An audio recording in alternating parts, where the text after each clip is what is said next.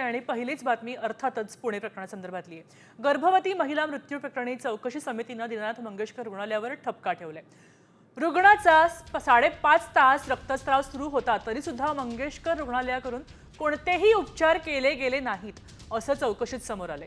रुग्णालयाने ऑपरेशन आधी 10 लाखांची मागणी केली आहे आणि गर्भवती महिलेच्या मृत्यू प्रकरणातील 3 चौकशी समित्यांना अहवाल समोर आल्यावर कारवाई करणार असल्याची माहिती सुद्धा महिला आयोगाच्या अध्यक्षा रुपाली चाकणकर यांनी दिली आहे।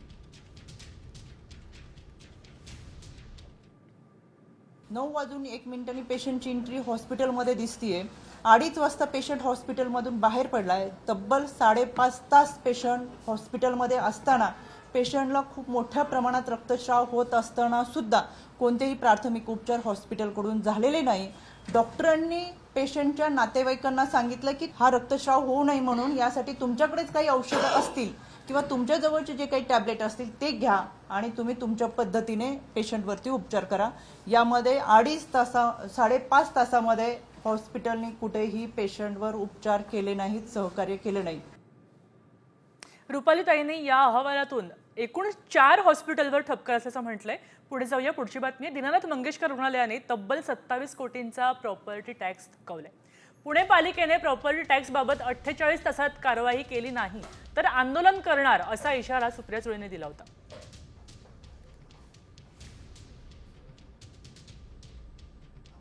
त्यांना तुम्ही 48 म्हणजे माझी विनंती राहील तुम्हाला की 48 तासाचा वेळ त्यांना द्यावा। त्याच्यात ते काही लिगल 48 तास बघा, 48 तासमध्ये काही सोल्युशन नाही निघालं तर आंदोलनाचा अधिकार तुम्हाला आहे।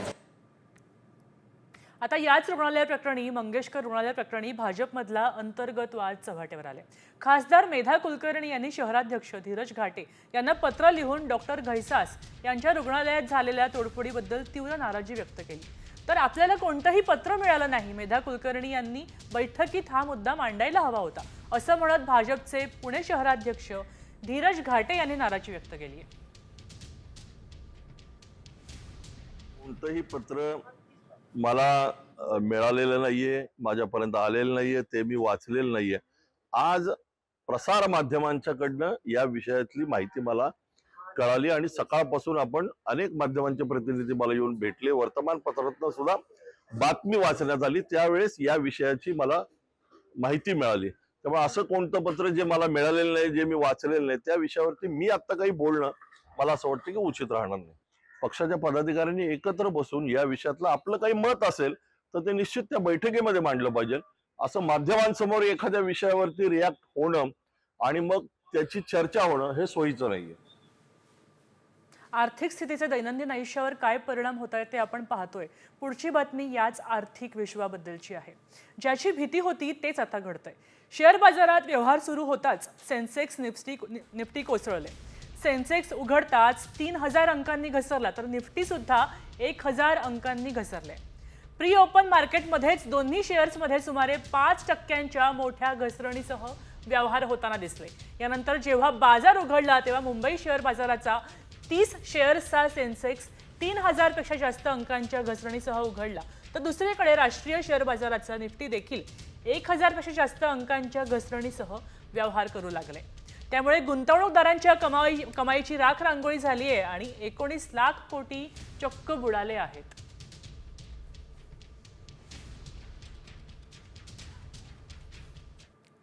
जगभरातले शेअर बाजार कोसळल्यानं आता मंदीची भीती वर्तवली जाते।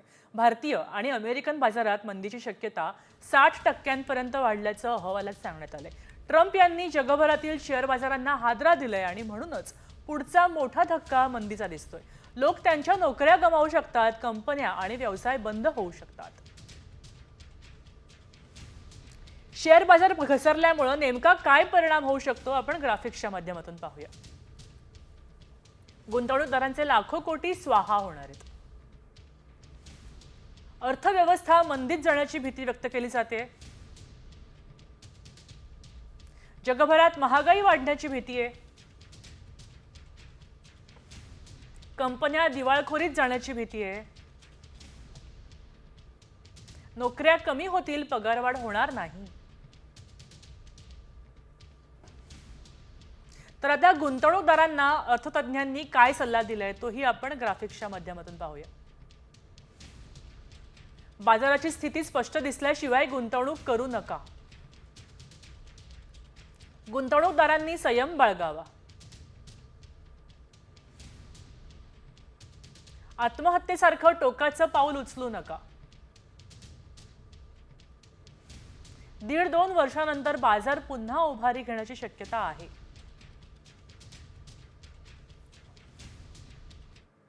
आता या प्रकरणाचे पडसाद राजकीय वर्तुळात सुद्धा उमटत आहेत.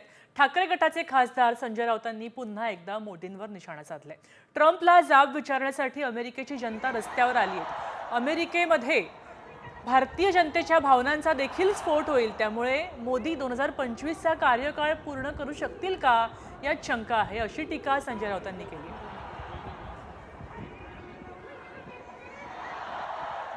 कोणाला वाटत असेल की अमेरिकेत जे घडलंय ते भारतात घडणार नाही, भारतामध्ये सुद्धा अशा प्रकारचाच स्फोट होण्याची भीती मी वारंवार व्यक्त केलेली आहे आणि ते होणार.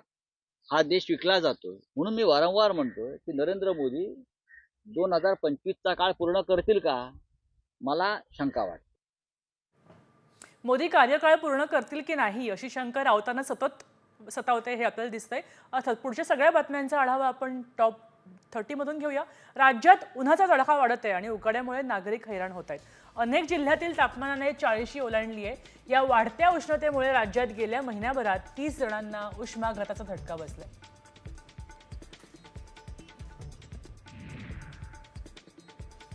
मुंबईत असह्य उकाडा सहन करावा लागतोय. पुढील 2 ते 3 दिवस तापमानात आणखी वाढ होण्याचा अंदाज हवामान विभागानं व्यक्त केलाय. रविवारी कुलाब्यात 33.7 अंश सेल्सिअस तर सांताक्रूजमध्ये 33.8 अंश सेल्सिअस तापमानाची नोंद झाली.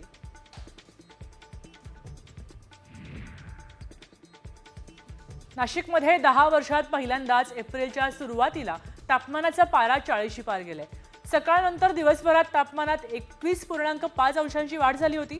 रविवारी नाशिकमध्ये 40.2 इतक्या उच्चांकी तापमानाची नोंद झाली आहे. पुढील काही दिवस तापमानाचा पाढा चढाच राहणार आहे असा अंदाज वर्तवला जातोय.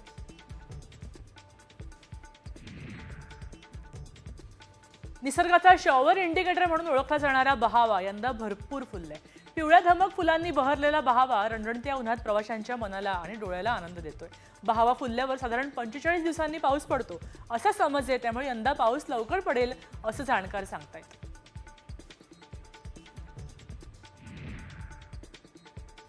कापसाची उत्पादकता कमी झाली आहे. त्यातच वेचणीचा खर्च 10 रुपये किलोवर पोहोचलाय. एकरी 7 क्विंटलची उत्पादकता अपेक्षित असल्यास 1200 ते 1500 रुपये शेतकऱ्यांना लागतात. गुलाबी बोंड अळी व इतर षटकांमुळे देखील कापसाचे क्षेत्र कमी झालंय.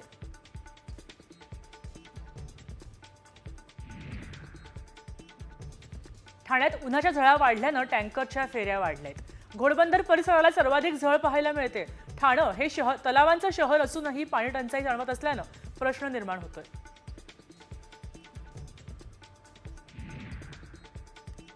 मुंबईला पाणी पुरवठा करणारे 7ही धरणांतील पाणीसाठा वेगाने कमी होतोय.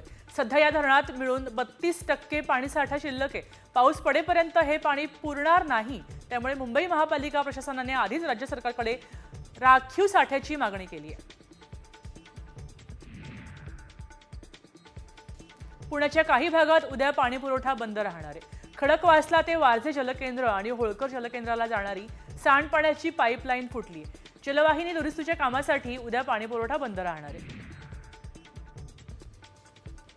उत्तन ते विरार प्रस्तावित सागरी सेतूला मासेमार संघटनांनी विरोध दर्शवलाय. हा मार्ग 1 किलोमीटर अंतरावर असल्यानं मासेमार नौकांसाठी अडसर ठरणार असल्याचं वसईच्या मासेमारांचं म्हणणे. दरम्यान पर्यायी मार्गाची मागणी करण्यात आली.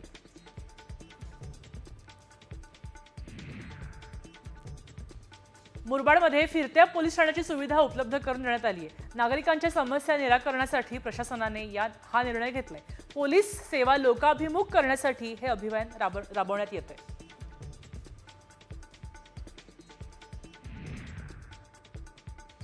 अंबरनाथ पालिकेच्या परिसरात शिवरायांचा अश्वारूढ पुतळा उभारण्यात येणार आहे. 45 फूट उंचीच्या या पुतळ्यासाठी 2.5 कोटींचा निधी मंजूर करण्यात आलाय.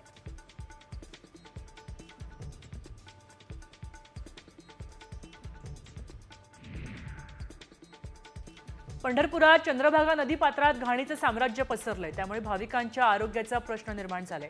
पाणी स्वच्छ करण्यासाठी सोबर टेक्नॉलॉजी यंत्रणा गेल्या 3 महिन्यांपासून ठप्प झाली आहे. त्यामुळे शासनाच्या कोट्यवधी रुपयांचा खर्च पाण्यात गेलाय.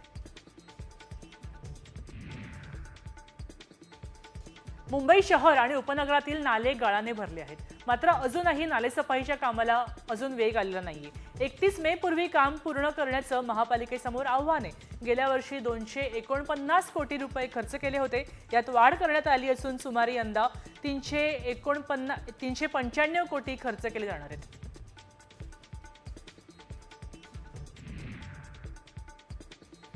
पुण्यात ड्रोन उडवण्यास बंदी घालण्यात आली आहे. शहर पोलिसांनी याबाबत आदेश जारी केलेत. हे आदेश पुढचे 30 दिवसांसाठी म्हणजे 5 मे पर्यंत आहेत.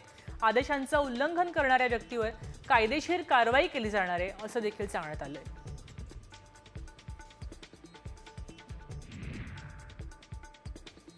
पतीने पत्नी आणि सासूला जिवंत जाळण्याचा प्रयत्न केलाय.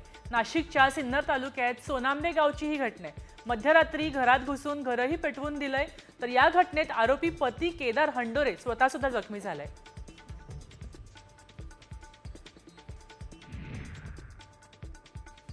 अकोल्यात लग्नाचं प्रपोजल नाकारल्यानं तरुणीवर चाकू हल्ला करण्यात आलाय. 25 वर्षीय तरुणाने 22 वर्षीय नर्सिंग असलेल्या तरुणीच्या पोटात चाकू भुसकून खून करण्याचा प्रयत्न केला. तरुणीवर रुग्णालयात उपचार सुरू असून आरोपी संतोष दिवरेला अटक करण्यात आली आहे. खामगाव तालुक्यात जलंब पोलीस ठाणे हद्दीत अज्ञात चोरट्यांनी घरफोडी केली आहे. 4 घरांच्या कड्या तोडून घरातील सोन्या चांदीचे दागिने आणि पैसे चोरलेत. चोरांनी एकूण 6,44,200 रुपयाचा मुद्देमाल लंपास केलाय. या प्रकरणी पोलिसांनी गुन्हा दाखल केलाय आणि पुढचा तपास करण्यात येतोय. जळगावात पोलीस ठाण्याच्या हद्दीत व्यापाऱ्यास लाखोंचा प्रतिबंध गुटख्यासह पोलिसांनी अटक केली आहे. या कारवाईत पोलिसांनी एक 4चाकी 2,65,347 किमतीचा अवैध गुटखा जप्त केलाय. कोल्हापूर स्थानिक गुन्हे अन्वेषण पथकानं चैनीसाठी दुचाकी चोरणाऱ्या चोराला अटक केली आहे. या प्रकरणी तिघांना अटक करून 10 गुन्हे उघडकीस आणलेत. यामध्ये 15 मोटरसायकली असा एकूण 8 लाख रुपयांचा मुद्देमाल जप्त करण्यात आलाय.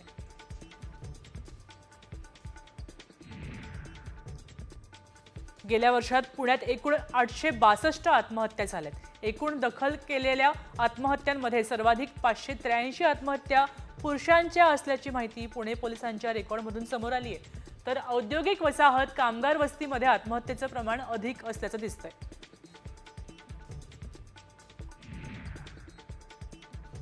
शिरूरमध्ये महिलांच्या अंगावरील दागिने चोरणाऱ्या 2 चोरट्यांना पोलिसांनी अटक केली आहे. या चोरट्यांनी वेगवेगळ्या भागांमध्ये महिलांचे दागिने चोरले होते. दरम्यान दोन्ही चोरांना परराज्यातून अटक करण्यात आली आहे.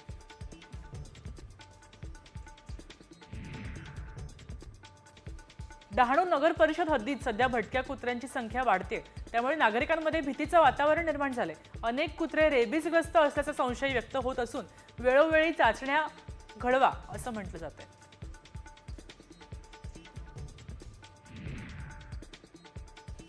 तळोज्यात एका लहानग्या भटक्या कुत्र्यांनी चावे घेतलेत. परिसरात भटके कुत्रे वाढल्यानं प्रशासनाने निर्बीजीकरण करावं अशी मागणी स्थानिक करतायत.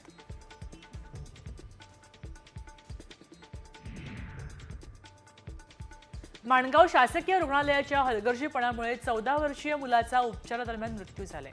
या प्रकरणी मुलाच्या पालकांनी माणगाव उपजिल्हा रुग्णालयावर आरोप केलाय. मुलाला ताप येत असल्यानं उपजिल्हा रुग्णालयात दाखल करण्यात आलं.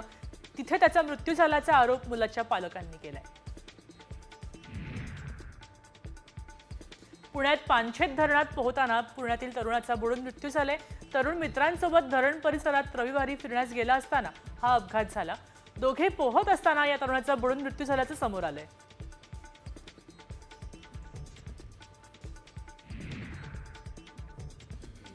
वाशिममध्ये लहान मुलीच्या अंगावर झाड कोसळल्याने तिचा जागीच मृत्यू झालाय. दरम्यान जोरात सोसाट्याचा वारा सुरू झाला. या वादळात बाहेर वाळलेलं झाड कोसळलं. डॉक्टरांनी तपासणी करून तिला मृत घोषित केले.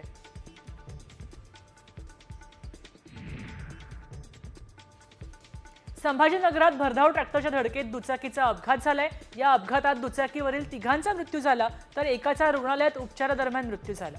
अपघाताची नोंद अजिंठा पोलीस ठाण्यात केली गेली आहे.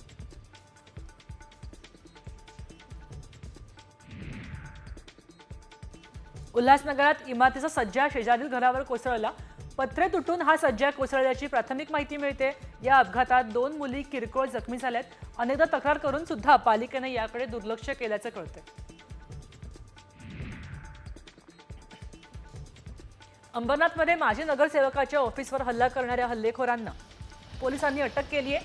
या प्रकरणात 30 हल्लेखोरांना बेड्या ठोकल्यात, तर उर्वरित हल्लेखोरांच्या मागावर 4 पथकं रवाना करण्यात आली. खामगाव तालुक्यात सुटाळा ते पुरातन जागृत महादेव मंदिर आहे. इथे दरवर्षी चैत्र अष्टमीला महादेव पार्वती लग्न सोहळा संपन्न झाला. लग्न सोहळा झाल्यावर प्रसाद तसंच महाप्रसादाचं आयोजन करण्यात आलं होतं. रात्री महादेवाचं भजन म्हणत ग्राम परिक्रमा पूर्ण करण्यात आली.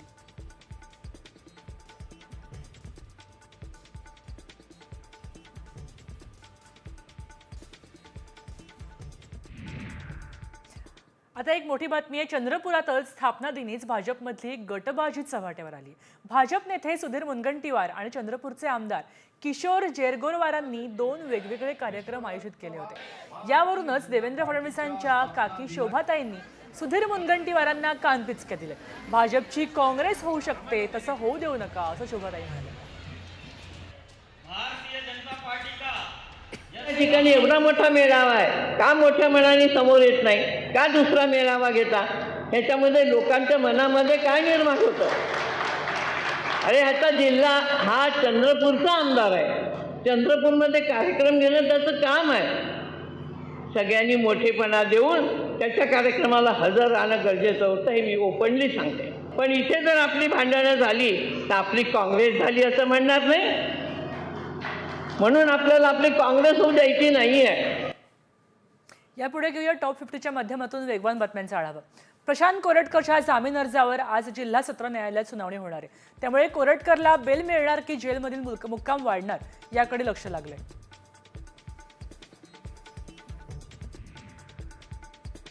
कामरान आता मुंबई उच्च न्यायालयात धाव घेतली आहे. माझ्यावरची कारवाई म्हणजे मूलभूत अधिकारांचं उल्लंघन असल्याचा दावा त्यांनी याचिकेत केलाय. या प्रकरणी 21 एप्रिलला सुनावणी अपेक्षित आहे. आजपर्यंत मद्रास राज्य न्यायालयाने कुणाल कामराला अटकेपासून संरक्षण दिलं होतं. काँक्रिटीकरण आणि नालेसफाईची कामं सुरू झाली आहेत. ही कामं 30 एप्रिलपर्यंत पूर्ण करण्याचे आदेश मुंबई महापालिकेचे आयुक्त भूषण गगराणी यांनी दिलेत. तर राज्याच्या विविध भागात अवकाळी पावसाने तडाखा दिल्यानंतर रस्त्यांची प्रलंबित कामे आणि नालेसफाईबद्दल आयुक्तांनी चिंता व्यक्त केली आहे. सरकारी कामात बनवाबनवीचा एक प्रकार उघडकीस आलाय. रस्त्यांच्या सरकारी कामात कशा प्रकारे झोल करून कंत्राटदार कसे भ्रष्टाचार करतात, हा व्हिडिओ समोर आलाय. सध्या हा व्हिडिओ जोरदार व्हायरल झाला असून हा व्हिडिओ कुठला आहे ते मात्र समजू शकलेलं नाहीये.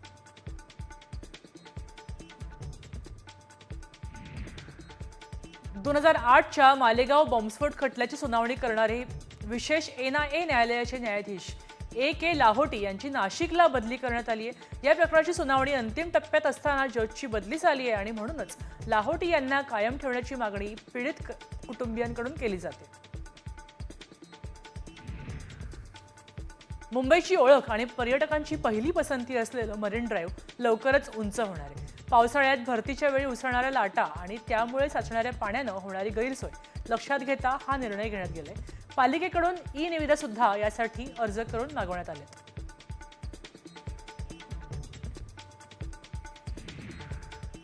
आता बातमी आहे पक्ष्यांच्या दुनियेतील. आतापर्यंत तुम्ही बोलणारा पोपट पाहिला असेल, पण तुम्ही कधी बोलणारा कावळा पाहिलाय का? होय, कावळ्यालाही अगदी पोपटाप्रमाणे माणसाप्रमाणे बोलता येतं. हे ऐकून तुम्हाला विश्वास बसणार नाही, पण तरी सुद्धा हे खरंय. हे कुठे घडलंय ते सगळं आपण एका विशेष रिपोर्टमधून पाहूया. चक्क माणसांसारखा बोलणारा कावळा. काकाला आदिवासी कुटुंबाचा काल्या व्हायरल. सर्वांनाच पडली काल्याची भुरळ. काय पोपटासारखा बोलतोस असं आपण गमतीने म्हणतो. घरात पाळलेले पोपट माणसांशी संवाद साधतात हे नवीन नाही, पण चक्क कावळाही माणसांसारखा बोलतोय म्हटल्यावर आश्चर्य वाटणारच. चला आपण या आगळ्या वेगळ्या कावळ्याची भेट घेऊया.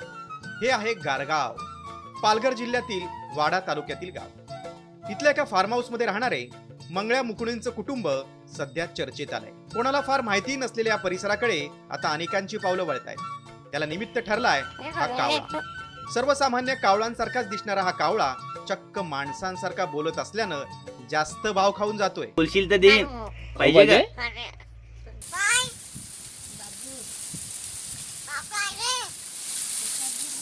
3 वर्षांपूर्वी मुकणेंच्या मुलाला कावळ्याचं पिलू वादळी वाऱ्यात जखमी अवस्थेत सापडलं होतं. घरातील सर्व सदस्यांनी या पिलाला मायेनं वाढवलं आणि त्याचं नाव काले असं ठेवलं. काल्या हो कुठे काल्या आहे काल्या? 2.5 महिन्यांपासून हा काल्या अचानक लहराली की मुलांच्या बोलण्याची नक्कल करतो असं लक्षात आलं. काला आवडते काकाला. हो हो काल्याच्या या हुशारीचा गावातील एकानं व्हिडिओ काढला आणि बघता बघता काल्या व्हायरल झाला.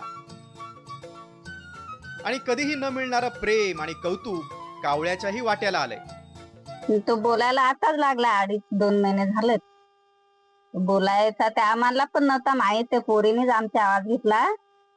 ती सांगायची का आई तो मला आवाज देते काल्या.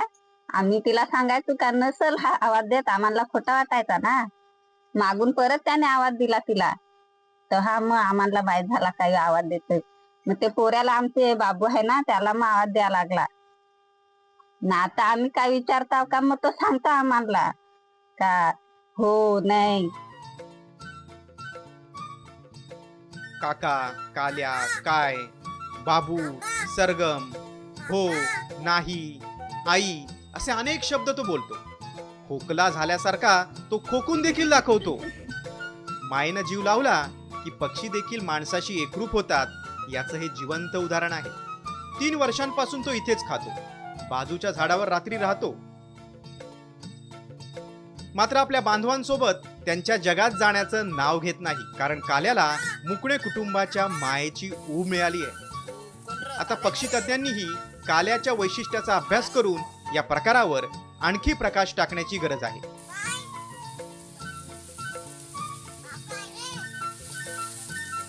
आज त्यांचे ते मायेच्या छत्रछायेमध्ये वाढलेला हा कावळा आज माणसाप्रमाणे यांच्याशी देखील बोलू लागलेला आहे. त्याची जी बोली भाषा आहे ती एक आदिवासी प्रमाणे एक बोली भाषा बोलतोय आणि हा सध्या मोठ्या प्रमाणात व्हायरल झालेला आहे. फैयद शेख, साम टीव्ही, पालघर वाडा.